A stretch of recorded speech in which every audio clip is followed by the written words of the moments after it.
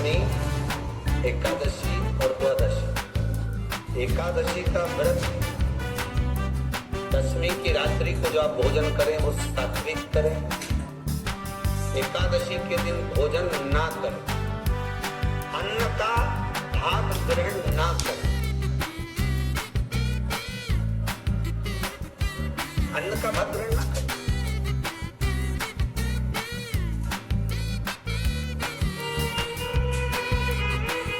कितना सुंदर कहा है महाराज।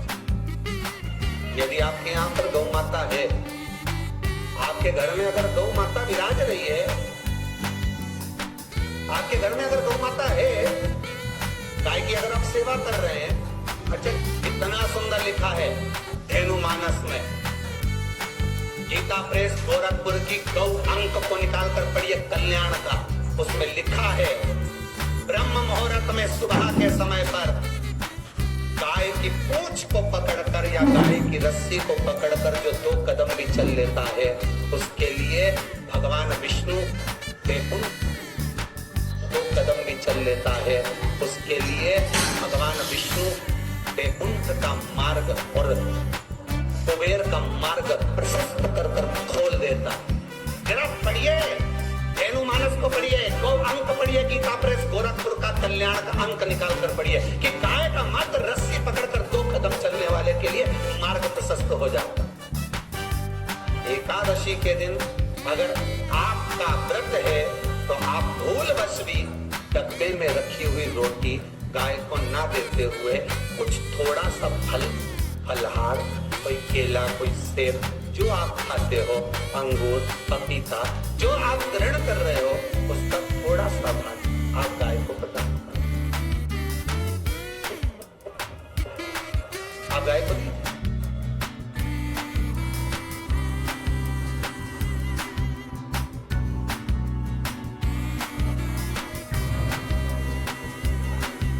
थोड़ा सा भाग आप गौ माता को प्रदान करो, थोड़ा।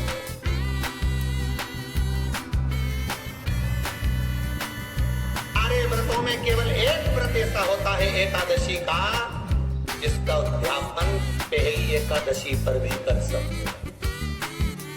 सारे उद्यापन में केवल एक उद्यापन ऐसा होता है, सारे व्रतों में एक व्रत का उद्यापन ऐसा होता है, वो है एकादशी का।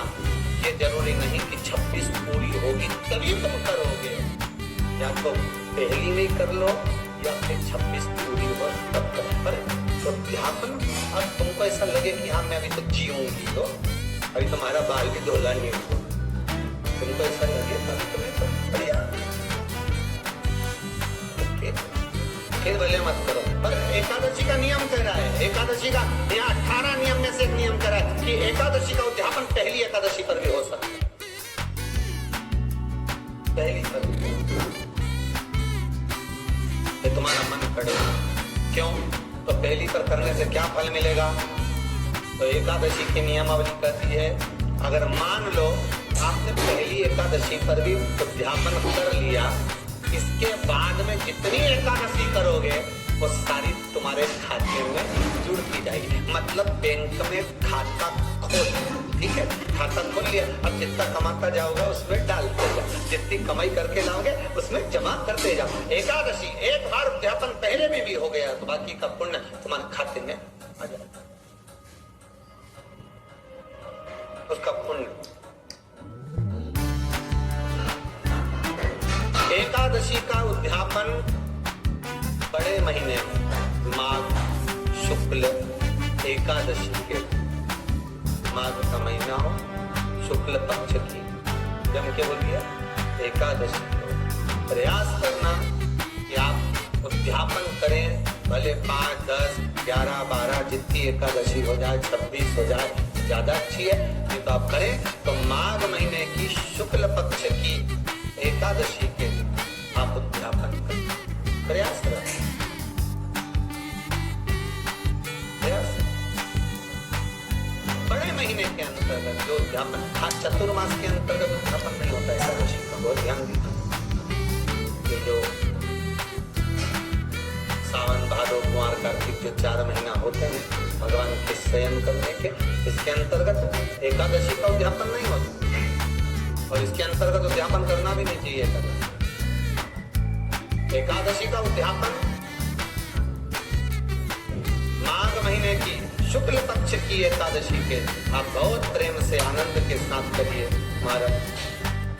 परंतु एकादशी के उद्यापन में सबसे ज्यादा अगर कुछ जरूरी होता है तो 24 तरह का नैवेद्य जरूरी है। कितने तरह का? 24 तरह का नैवेद्य।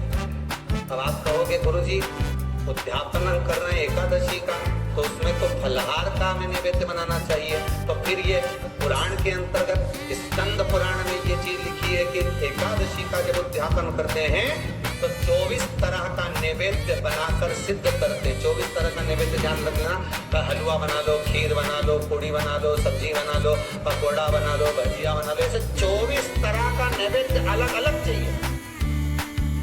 पर लोग क्या करते हैं, खोपरा पाक बनवा लेते हैं 1-2 किलो और 24 जगह रख देते हैं। विपरीत नहीं, 24 तरह का नैवेद्य रखना। महाराज एकादशी के दिन भगवान का पूजन कर पूरी तैयारी कर मंडल आदि बनवाकर विद्वान ब्राह्मण को बुलाकर, कर्मकांडी ब्राह्मण को बुलाकर जो भगवत सेवा में एकादशी का उद्यापन कराए उन ब्राह्मण के चरणों को नमन कर प्रणाम कर एकादशी का पूजन करवाइए और उस मंडल की पूजन कराकर हवन 12 को कर। एकादशी को हवन, एकादशी के उद्यापन का जो हवन होता है वो 12 हवन होता है वो 12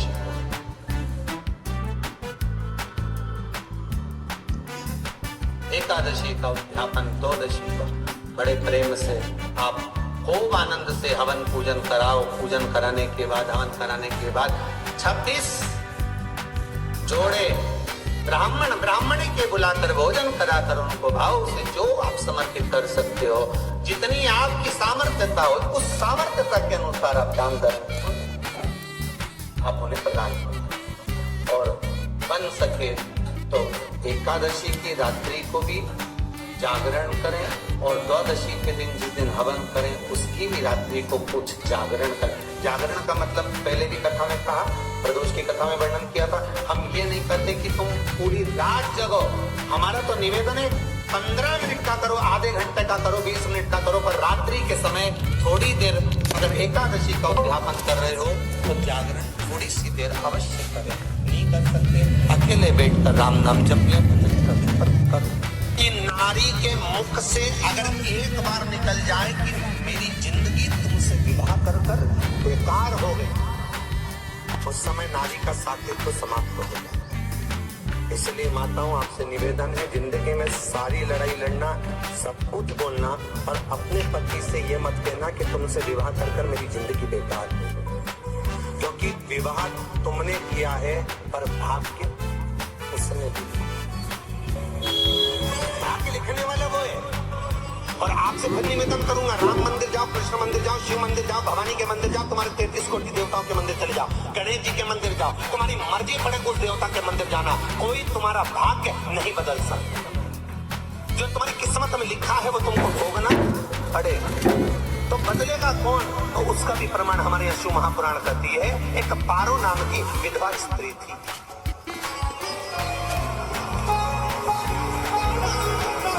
क्या नाम है उसका? नाम पारो।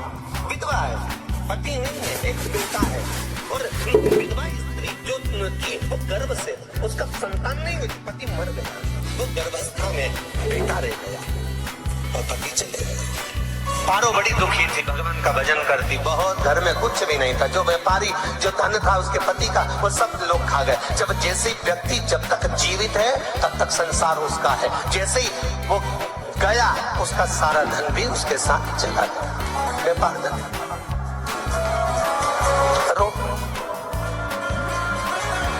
पारो आंखों से अश्रु बहता है, नैनों से जल बहता है, नैनों से बिंदु बहता है।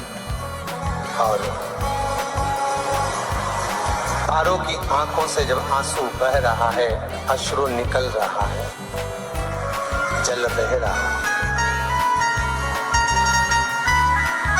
को जन्म दिया। उसने सोचा अपनी जिंदगी तो बेकार हो गई, पर बेटा जन्म लिया तो इसका नाम अच्छा रख दूं तो हो सकता है भाग्य आगे अच्छा हो। तो उसने उसका नाम भाग्य सिंह रख दिया। क्या नाम रखा? भाग्य सिंह। भाग्य अच्छा रहेगा इसका तो हो सकता है कुछ अच्छा कर ले। पर बेटे की भी किस्मत इतनी प्रबल नहीं। माँ जगह जगह बर्तन मांझ कर काम कर कर बच्चे का पालन करती। बच्चा थोड़ा बड़ा हुआ। माँ मेरे सारे मित्र सेठ हैं, मेरा ही किस्मत, मेरा ही भाग्य ऐसा क्यों? मेरी ही किस्मत ऐसी क्यों है ऐसा?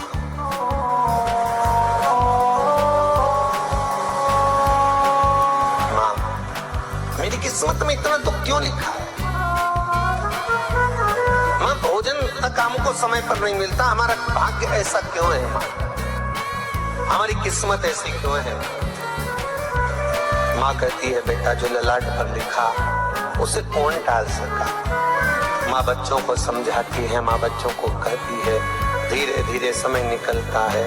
माँ एक बार बता माँ, तू कहती है कि सब भगवान ने लिखा है, भाग्य में तो भगवान का मिलेगा, मुझे बता दे। ऐसी कोई जगह नहीं जहाँ भगवान नहीं, वन में मिलेगा? हाँ मिलेगा। माँ का कहना मानकर भाग्य सिंह वन में चले गया और घने जंगल में भाग्य जब गया भाग्य सिंह और घने जंगल में जब पहुंच गया, ढूंढते ढूंढते ढूंढते ढूंढते ढूंढते तो भी भगवान तो भगवान की छाया तक नहीं मिली। भगवान की छाया तक। आंखों में जल भर गया, बेहोश होकर गिर गया। शाम का समय था, विष्णु और लक्ष्मी निकल कर जा रहे थे। लक्ष्मी और विष्णु जाते जाते उसको देखकर रूप बदलते उसके पास गए। बेटा आपका नाम क्या है? हमारा नाम भाग्य सिंह। कहाँ जा रहे हो? भगवान से मिलना है हमको। क्या काम है तुम्हें भगवान से? भगवान से पूछना है कि मेरी किस्मत ऐसी क्यों बनाई, मेरी किस्मत में गरीबी क्यों लिखी, मेरे भाग्य में इतना दुख क्यों लिखा। मुझे भगवान से पूछना है कि मेरी किस्मत ऐसी क्यों बनाई, मेरी किस्मत में इतना दुख क्यों लिखा। इतनी तो भगवान बोले ये तो देखो भाग्य भाग्य की बात है, सबके भाग्य में अलग अलग होता है। नहीं नहीं मुझे भगवान से पूछना। तो हुआ क्या? मैं बहुत गरीब हूँ, मैं बहुत दुखी हूँ। भगवान से प्रार्थना है कि मुझे कुछ मेरी जिंदगी का अच्छा कार्य कर दीजिए। लक्ष्मी जी बताया आगे नारायण से बोले प्रभु इसको कुछ दे दो, थोड़ा सा इसके ऊपर कृपा कर दो। नारायण बोले इसके भाग्य में नहीं है लक्ष्मी, इसके भाग्य में नहीं है लक्ष्मी। लक्ष्मी मैं देवी दूंगा तो इसकी किस्मत में नहीं है। लक्ष्मी कहती है आपका काम देने का है, आप तो दो। भगवान ने कहा लक्ष्मी नहीं है भाग्य में, तुम तो दे दो। लक्ष्मी जी के कहने पर नारायण ने उसको एक हीरे का हार दे दिया। ले ये ले हीरे का हार। वो प्रसन्न हो गया, हीरे का हार मिल गया और हार लेकर वो चला। और चलते चलते उसने सोचा मेरी मम्मी को दूंगा, मेरी माता को दूंगा, माँ बड़ी प्रसन्न हो जाएगी। हीरे का हार लेकर जा रहा था। हार ले जाते उसको रास्ते में इतने में उसको तुरंत उसी समय पर कहीं सोचा कि कर्म के लिए जाना पड़ा। उसने सोचा इस हार को इस पत्थर पर रख देता हूँ, अभी आऊंगा वापिस इस हार को उठाकर घर लेकर चले जाऊंगा। और सोचा कि कर्म के लिए वो चल दिया। गया हाथ धोकर आया, इतने में चील उड़ती उड़ती आई, उसका हार लेकर आके रोने लगा। माँ को जाकर कहा माँ किस्मत तो देख इतना जोरदार हार मिला था हीरे का, पर भाग्य में नहीं था, नहीं मिला। इतने में वो रोता रोता तुरंत फिर भगवान के पास रोता दिलकता फिर पहुंच गया वन के अंदर। फिर भगवान मिले। भगवान ने पूछा क्या हुआ? प्रभु मेरा हार तो वो हीरे का, मेरा हीरे का हार ले गई चील। भगवान बोले देख भैया हम तो तेरी किस्मत में था, वो कर दिया, अब आगे तू एक काम कर ब्रह्मा जी से जाके मिल। ब्रह्मा जी कहाँ मिलेंगे? यहाँ से आगे जा ब्रह्मा में। ब्रह्मा के पास गए।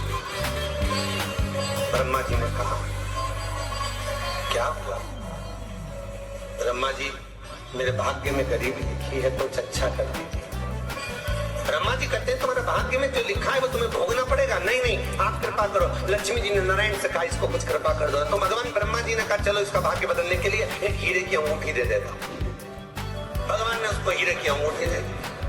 अब हीरे की अंगूठी दी, फिर वो लेकर चला। इतना खुश था अब मुझे हीरे की अंगूठी मिल गई, अब मुझे हीरे की अंगूठी मिल गई। इतना प्रसन्न होकर जा रहा था, इतने में इसको लग गई प्यास। इसने सोचा पानी पी लो। पानी पीने के लिए इसने मुंह को करा नीचे, जेब में रखी थी अंगूठी, वो पानी में लुढ़क गई। लुढ़कते से एक मछली निकल गई, अंगूठी भी हाथ से। देखिए, कोई कितना भी साथ दे दे, पर भाग्य में अगर सुख लिखा होगा तो वो अपने आप नहीं। फिर आया, फिर माँ से कहा, माँ ऐसा हो। माँ ने कहा चल जाने दे, तो रोज रोज बहाना बना के चले जाता है, दिन भर इधर उधर घूमता रहता है, शाम को आता है और बहाने बना के कहाँ की स्टोरी सुनाता रहता है, न जाने कहाँ की कहानियां सुनाता रहता है। चल काम पे जा, कुछ काम कर तो भाग्य बदलेगा। नहीं नहीं माँ, मैं सत्य बोल रहा हूँ, नहीं माना। फिर चले गया। नरेन ने कहा एक काम करो, अब तुम शंकर जी के पास जाओ, शिव जी के पास जाओ। भोलेनाथ जी ने उसको हीरे की पोटली दे, वो हीरे की पोटली ले जाकर अब की बार सोचा कहीं ऊँगा ही नहीं, सीधे घर गया। मम्मी को याद करा, माँ माँ माँ नहीं थी, उसने एक लोटे के अंदर हीरे रखे थे। मैं माता को ढूंढ के आता हूँ। माँ को ढूंढने गए, इसमें चोर घुस गए घर के, लोटा ही ले गए। फिर आके देखा, फिर माँ ने कहा, फिर बहाने बनाया तूने, फिर स्टोरी सुने, फिर कहानी सुने। माँ में सत्य है, सत्य।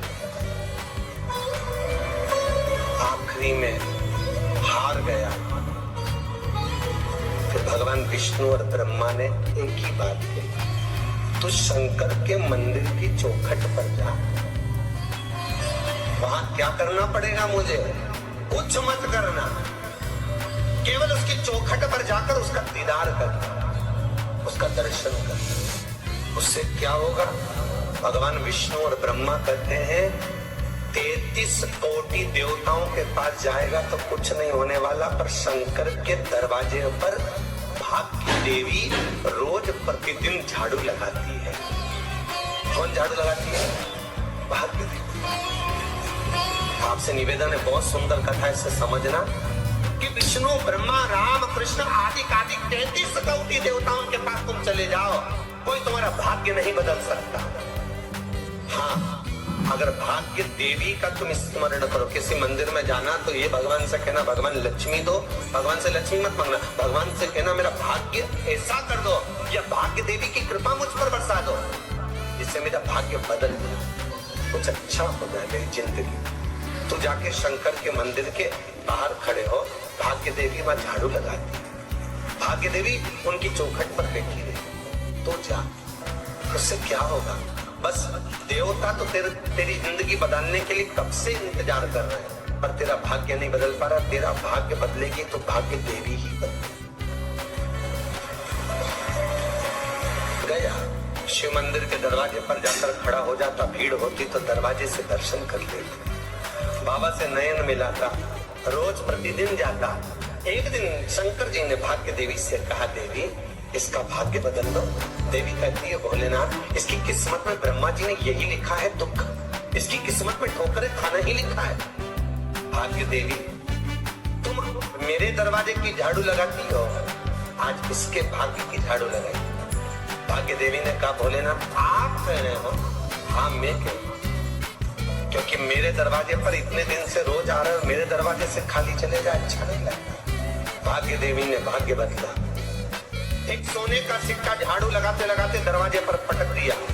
उस सोने के सिक्के को लेकर वो चला और सोने के सिक्के को ले जाकर उसने माता को दिया। अब भाग्य कैसे बदलता वो देखिए। सोने का सिक्का लेकर गया और तुरंत वो सोने का सिक्का घर में पहुंचा। रात से ठाठ हो गया, बेच कर भोजन की व्यवस्था करी। एक दिन माँ ने सोचा कुछ ऐसा करो कि मैं मछली का व्यापार करूं, और मछली खरीदने के लिए गई। और मछली खरीदने के लिए गई, जो मछली मिली दे तो दी व्यापारी ने, परंतु घर लाते लाते वो मर गई। मरा तो काटा तो उसमें से हीरे की अंगूठी मिल गई। अंगूठी तो मिली, इतने में माँ ने कहा देखो भगवान ने बड़ी कृपा करी, हीरे की अंगूठी मिली। बेटे ने कहा ये मेरी ही अंगूठी है। मछली निकल गई थी। माँ ने कहा बेटा जाओ, थोड़ा आज ब्राह्मण भोजन करने आएंगे, थोड़ी लकड़ी काट कर लिया। बेटा लकड़ी काटने गया, एक पेड़ पर, सूखे पेड़ पर चढ़ा लकड़ी काटने के लिए।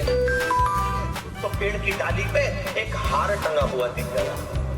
वो हार वही था जो हीरे का चील लेकर गई। वो हार प्राप्त हुआ। आते आते रास्ते में प्यास लगी, सोचा कहीं एक आध बर्तन मिल जाए पड़ा हुआ, तो लोटा पड़ा हुआ मिल गया जिसमें हीरे पड़े हुए थे। जब भाग के चल तो सारी रास्ते अपने आप खुलते खुलते खुलते खुलते चले जाते हैं। जब भाग्य नहीं चलता तो चाहे कोई हीरा दे दे, चाहे कोई सोना चांदी दे दे, चाहे कोई फैक्ट्री खुलवा के दे दे, तो भी कुछ दिन में ठप्प होगा। भाग्य चलेगा तो धन आएगा, भाग्य नहीं होगा तो भी कुछ मत करो। क्या करना है बोलो तो? जब भाग्य अगर दिक्कत दे तो कहीं जाने की जरूरत नहीं है, एक ही काम करना है,